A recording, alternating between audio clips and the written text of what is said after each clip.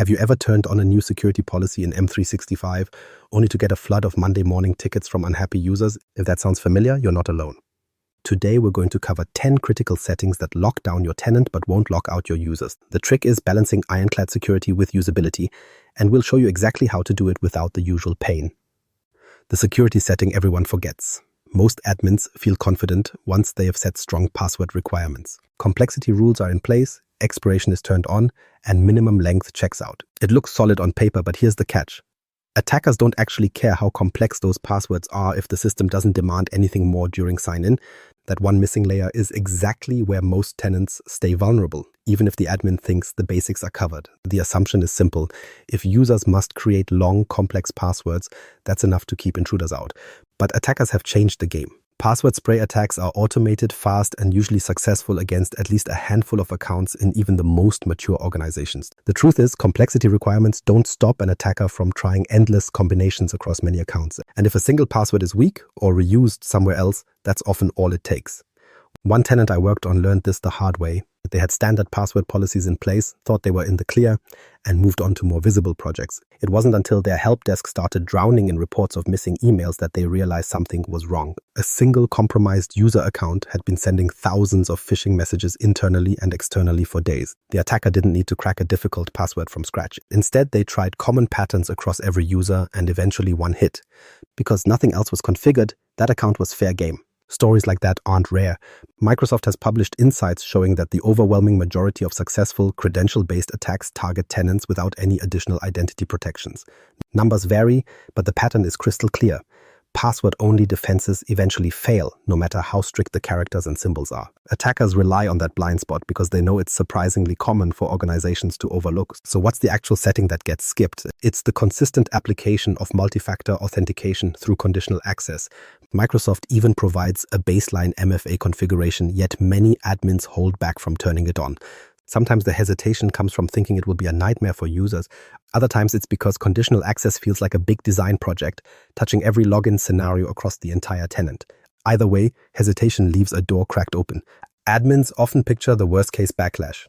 Monday morning chaos, phones lighting up with complaints, executives locked out of their inbox. That fear of disruption leads to postponing the change, sometimes indefinitely. But here's what most of us don't realize at first. Once MFA and conditional access are enforced, end users barely notice in practice. Modern apps handle the sign-in flow smoothly, and once a device is trusted, prompts drop down to a quick tap or notification check. Think about it like this. Attackers don't target just the CEO account. They'll happily compromise an intern's mailbox if it lets them pivot further into the company. With that perspective, a single well-placed conditional access rule has an outsized impact. It isn't about locking everything down so tightly that work grinds to a halt. It's about requiring just enough verification to stem the most common attacks before they gain any traction. The real kicker is how effective this simple switch can be. Enabling baseline MFA combined with policies to block legacy authentication stops the vast majority of credential-based compromises right at the gate. Attackers thrive on weak links. Remove those, and you eliminate entire categories of risk without overhauling your environment. It's like going from leaving the office door open overnight to hiring a guard, except the guard doesn't interfere with your staff walking in every morning. This is why skipping MFA and conditional access ends up being the most dangerous oversight. Not because it's technically complex, but because it feels deceptively optional. The default assumption is that security must always equal friction. That mindset leaves many tenants exposed for far too long, and yet it doesn't have to be either or. Smart identity policies add a wall of protection without burying users in prompts, which raises the bigger question. If identity is this easy to improve, what about the rest of the environment? Collaboration is where most businesses walk the tightrope of usability versus protection. And when it comes to Teams and SharePoint sharing, the stakes can get even higher than a compromised password. Collaboration without leaks. Sharing keeps the business moving, but the convenience comes with a hidden risk. One wrong link shared outside the tenant can be all it takes for confidential data to escape. In Teams or SharePoint, collaboration flows fast, and that's the good part. The challenge is that the same speed allows mistakes to spread just as quickly. Nobody sets out to expose financial figures or HR reports, but the platform makes a single click enough to push sensitive files beyond company boundaries.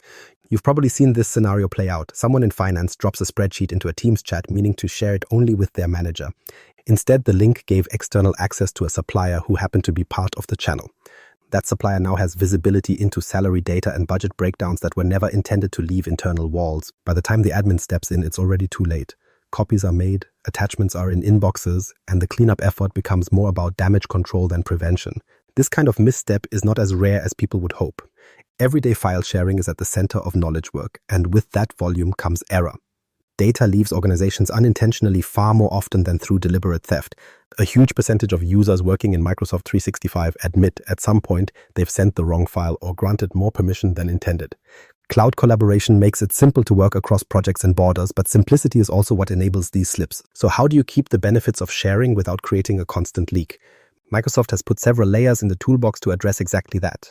Sharing controls are the foundation. Admins can define whether links default to internal, people with existing access, or anyone with the link. Then come sensitivity labels, which travel with the document and adjust behavior whether the file is stored in OneDrive, Teams, or emailed as an attachment.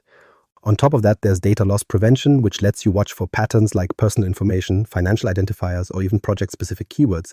Instead of blocking productivity outright, DLP can step in with a friendly warning that says, "Are you sure you want to send this externally?" Users need that balance because if controls feel restrictive, they'll start looking for workarounds. I'd want certainty, users want to keep their flow, and those goals sound like they clash. The reality is when policies are written in plain language, most people understand instantly what's at stake and correct themselves before sending.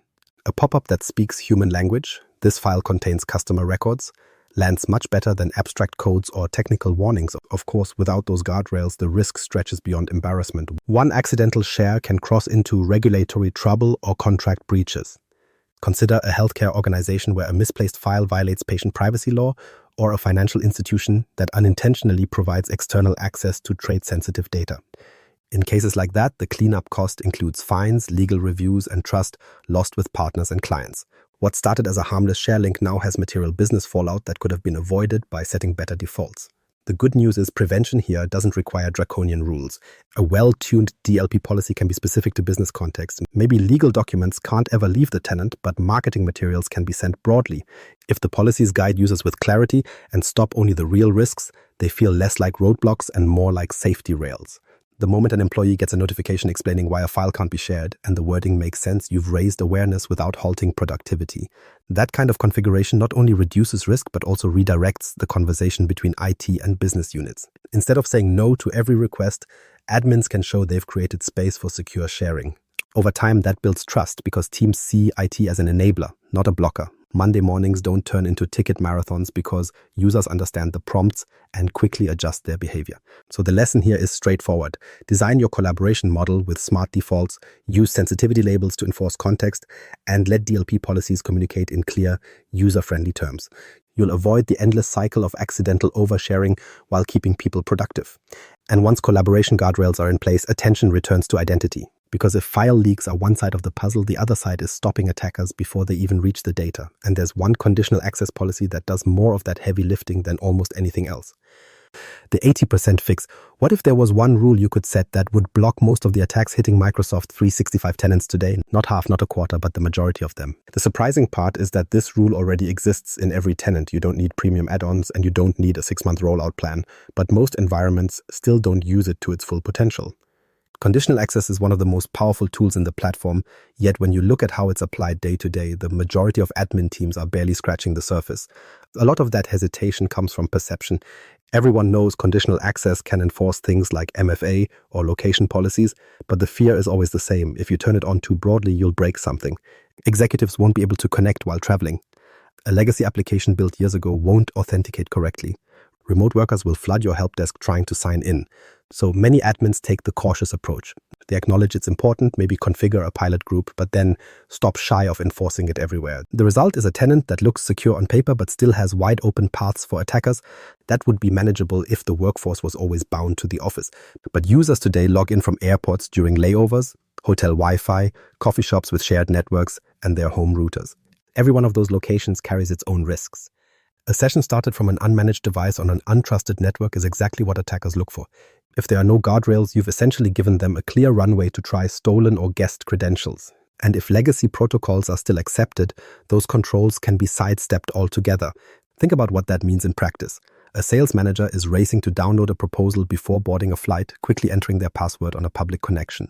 Without conditional access enforcing MFA and blocking high-risk sign-ins, that same login could be replayed by someone running a credential stuffing attack from across the world. It wouldn't even raise a red flag to the user. They'd still get in, carry on with their day, while the attacker sets up persistence using the same account in the background.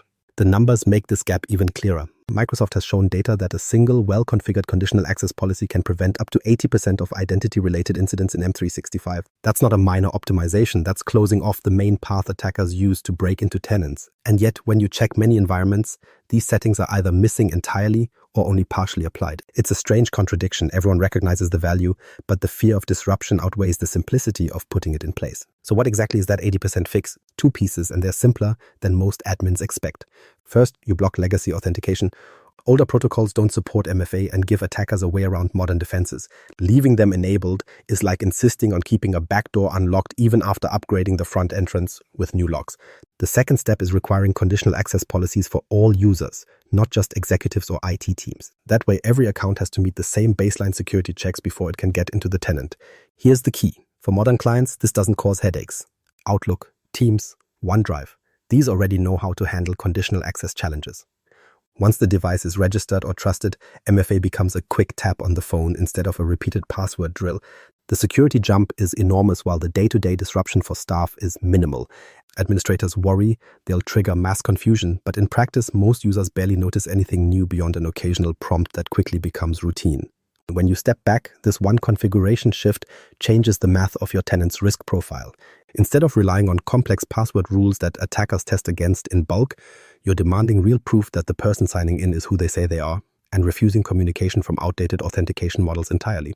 That simple baseline policy does most of the heavy lifting for you. And once your own accounts are under that level of protection, the natural question becomes, what about everyone else connecting into your environment? Vendors, contractors, and partners often need access too, and they can easily become the weak link if left unmanaged. We'll look at how to maintain the same balance of control and usability when it comes to guests without turning external collaboration into a permanent risk. Guest access without regret. Guest access is one of those settings that feels like a lifesaver when you're trying to get things done quickly. A partner needs to review some documents, invite them. A contractor needs access to Teams for the next 3 weeks, add them. Vendors need a workspace to collaborate on a project? No problem. With a couple of clicks, the door is open and they're in. That's what makes M365 so flexible and why businesses lean on it for day-to-day operations. The challenge, though, is that the same flexibility that enables those partnerships can also leave your tenant exposed if you don't keep control over the long term. It really is both your greatest enabler and your easiest way to inherit unnecessary risk. The reality is most organizations constantly work with externals, suppliers, clients, auditors, consultants. It's not optional anymore. It's just the way business runs. Teams, SharePoint, and OneDrive are designed to handle it effortlessly. But that's where guest access often escapes oversight. You're so focused on making sure projects move forward that no one stops to think about, do these users still need to be here next quarter? Before you know it, your Azure AD is bloated with accounts that nobody remembers creating, and that's a problem. A good way to understand the risk is to picture this. A vendor is brought in to help implement a new system. They get added as a guest in Teams, join meetings, drop files in SharePoint, and everything flows as it should. 6 months later, the project is finished, the team moves on, but the guest account is still sitting there. Nobody officially removed it. That account may not even be monitored anymore. If it was tied to a personal email address, there's no accountability. If the vendor's own security suffers a breach, that forgotten guest account is a direct line into your environment. Attackers know this gap exists. They don't just look for privileged accounts. Sometimes the easiest way in is through the forgotten contractor who hasn't logged in for months. Those abandoned guest accounts offer persistence that defenders rarely notice, and they bypass many of the identity protections admins worked hard to implement. By the time anyone detects suspicious activity, attackers might have pivoted deeper into your tenant, impersonating normal collaboration traffic while they quietly gather sensitive data. The frustrating part for admins is that the intention was never careless. You wanted to enable collaboration quickly and avoid slowing down the business. But the system doesn't automatically clean up those accounts for you without some planning. That's where Microsoft has built-in controls that most organizations still underuse. Expiration policies are one of the most straightforward. You can define life cycles on guest accounts so that access automatically expires if not renewed. Instead of living in your directory forever, unused accounts get cleaned out unless someone takes explicit action to extend them. For project work, just-in-time invites also help. Rather than maintaining a broad list of external identities hanging around indefinitely, you only approve access for the period they're actively contributing. When the project is done, the account closes down with it. There's no awkward email to the vendor asking why you're removing them. The policy takes care of it cleanly, and the business keeps its rhythm. The balance is what matters most here. Users should still be able to invite partners without opening a ticket and waiting days for approval. Collaboration has to feel natural, or else employees will sidestep the system entirely, maybe by sending sensitive files over consumer cloud services where you have no visibility. Admins, though, need to keep the reins tight enough to feel confident that the directory doesn't become a graveyard of unused guests. Microsoft's tools let you achieve both. Team owners can bring guests in, but expiration ensures that when those accounts outlive their purpose, they don't linger as silent liabilities. That's really the sweet spot. Easy collaboration backed by automatic oversight. By applying group or team-based expiration settings, you free yourself from manually chasing down every guest account while still protecting against long-term exposure. Users continue to work with vendors and contractors like they always have, barely noticing anything changed, while IT quietly reduces attack surface in the background. In the end, guest access doesn't have to be that hidden vulnerability everyone worries about. With the right settings tuned to your business, you provide a safe place for partners to work without building a permanent backlog of abandoned accounts. Trust with external parties stays intact because they get the access they need, and IT can sleep easier knowing nothing extra is hanging around. But security by invitation only works if you're able to see what's actually happening once those accounts are in the system. Controlling who gets access is one side of the puzzle. Being able to track and surface the important activity signals is the other. And if you can't see what's really going on behind the wave of logs and events, then you're running blind. That's why visibility and filtering it down to what actually matters is the next critical piece. Visibility that actually matters. Most admins can tell you how many events their tenant logs in a single day, but ask them which ones actually mattered last night, and the answer is usually guesswork. The volume is huge, tens of thousands of signals streaming in every hour. Login attempts, file edits, permission changes, role assignments, it all gets captured. But without some way to separate noise from signal, the data just becomes another background hum. You're investing in storing all this telemetry, yet the practical benefit during a security incident feels almost non-existent. The problem is partly scale and partly focus. Every admin wants visibility, but no one has the bandwidth to manually comb through giant log files. When incident response time is measured in minutes, there's no chance you'll scroll line by line looking for a needle in the haystack. So you narrow your gaze. You keep dashboards of sign-in failures, application performance, or device health. Those metrics make sense operationally. But when something serious happens, that very focus can blind you to the details that count. Logging exists, but the clarity doesn't. Take an IT team at a regional firm as an example. They were already collecting logs across Microsoft 365 and Azure AD. Dashboards lit up with the usual red and yellow signals. Password resets, license assignments, CPU load. Nothing looked abnormal. Meanwhile, an attacker with valid credentials quietly created inbox rules for several accounts, forwarding sensitive internal emails to an external address. The admin team didn't catch it for a week because their monitoring emphasized infrastructure health trends, not mailbox rule audits. All the right data was technically recorded, but without structured auditing and clear alerts, it disappeared into the static. By the time they pieced together the timeline, confidential project info had already leaked. This isn't unique. It's the natural outcome of drowning in too much input. Humans are simply not built to triage raw logs at machine speed. That's where the built-in tools Microsoft provides come into play. Unified Audit Log is the foundation. Instead of dumping every event into random buckets, it creates a comprehensive timeline of who did what. Paired with proper alert policies, you can cut through the static and highlight only the actions that matter when assessing risk. Suddenly, you can see that a global administrator account just had its credentials reset at 3 a.m., or that a user created forwarding rules redirecting executive mail outside the domain. The difference between endless raw logs and structured auditing is night and day. With raw data, you end up exporting to CSVs, filtering in Excel, and hoping you didn't miss something. With structured auditing, context is added by default and alerts bring forward anomalies you can act on in real time. It turns an overwhelming fire hose into a focused monitor feed where each signal earns your attention. You're not cutting down on data collection, you're refining it so admins can respond intelligently. From a user's perspective, enabling these logs and alerts is invisible. There's no prompt, no policy change, and no friction in their workflow. People keep working in Teams, SharePoint, Outlook, completely unaware anything has shifted. For admins, though, the impact is massive. You move from feeling blind during incidents to having a clear set of breadcrumbs to follow. Investigation time shrinks and you're able to contain issues before they widen. The payoff comes the first time an alert surfaces an event you wouldn't have spotted otherwise. Maybe it's a series of failed login attempts from an impossible travel location. Maybe it's suspicious role assignments. Without those alerts, you'd be firefighting blind, reacting only after someone reports strange behavior. With them, you're engaged in surgical defense, cutting off threats while they're still small. Ultimately, security in M365 isn't only about who can get in or what data they can share. It's also about whether you can actually see what's going on once they're inside. Identity controls reduce the chance of compromise, collaboration guardrails prevent accidental data spills, and high signal visibility ensures you catch the events that matter before they spiral. These three together form a practical approach to tenant security that doesn't trade usability for peace of mind, which brings us to where it all ties together. Protecting productivity and security doesn't have to be opposites if you're using the right defaults in the right places. Locking down Microsoft 365 doesn't mean locking out your people. The trick is using smart defaults that protect identity, data, and visibility without dragging productivity down. Most admins overestimate the pain these settings cause, when in reality the right baseline runs quietly in the background. So here's the challenge. Start small. Pick one of these tenant-wide settings, turn it on today, and see the difference for yourself. And this isn't the end. We'll explore automation and AI-assisted administration in upcoming sessions, showing how to manage M365 with less manual effort and smarter responses. That's where things get interesting.